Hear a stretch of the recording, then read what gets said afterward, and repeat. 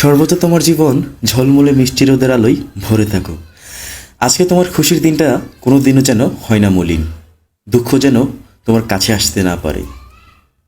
Bangladesh central press ক্লাবের প্রতিষ্ঠাতা সভাপতি ও জাতীয় দৈনিক মাতৃজগৎ পত্রিকার সম্পাদক খান সেলিম রহমানের একমাত্র সন্তান খান সিফাত রহমান রাফির ১৬তম জন্মদিন পালিত হয়েছে।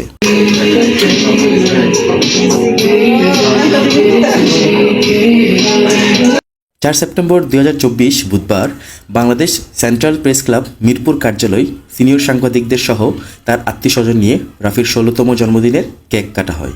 এ সময় জন্মদিনে তার সুস্বাস্থ্য ও দীর্ঘায়ু কামনা করে খান সেলিম রহমান বলেন, সবাই দোয়া করবেন আমার একমাত্র ছেলে খান সিফাত রহমান রাফি যেন দেশ ও মানুষের কল্যাণে কাজ করতে পারে।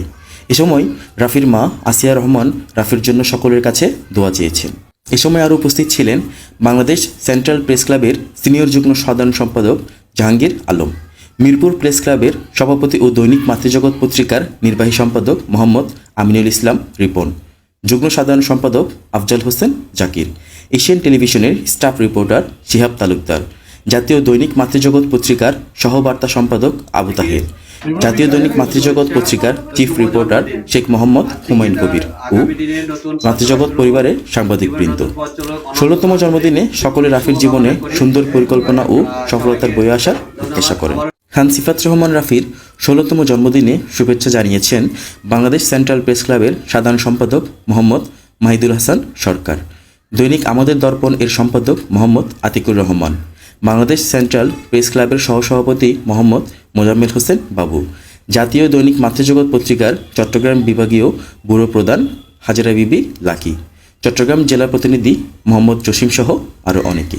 সভাপতি মিরপুর প্রেস ক্লাবের উপদেষ্টা খান সেলিম রহমানের একমাত্র ছেলে শুভেচ্ছা অভিনন্দন। এই দিনটি তার জীবনে বারবার ফিরে আসুক আনন্দঘন মুহূর্তে। মিরপুর প্রেস ক্লাবের সম্পাদক জাকির ভাইয়ের কাছে। জাকির ভাই, আমাদের সেন্ট্রাল প্রেস ক্লাব তথা মাতৃজগৎ পত্রিকার সম্পাদক খান সেলিমুর রহমান সেলিম সাহেব এবং সেন্ট্রাল প্রেস ক্লাবের প্রতিষ্ঠাতা সভাপতি, তার একমাত্র সন্তান সিফাত রহমান, তার আজকে এই জন্মদিন উপলক্ষে আমরা এখানে এসেছি শুধু তাকে উইশ করার জন্য, এটা অন্য কিছু না। তাহলে আপনি তার জন্মদিন উপলক্ষে কি প্রত্যাশা করেন?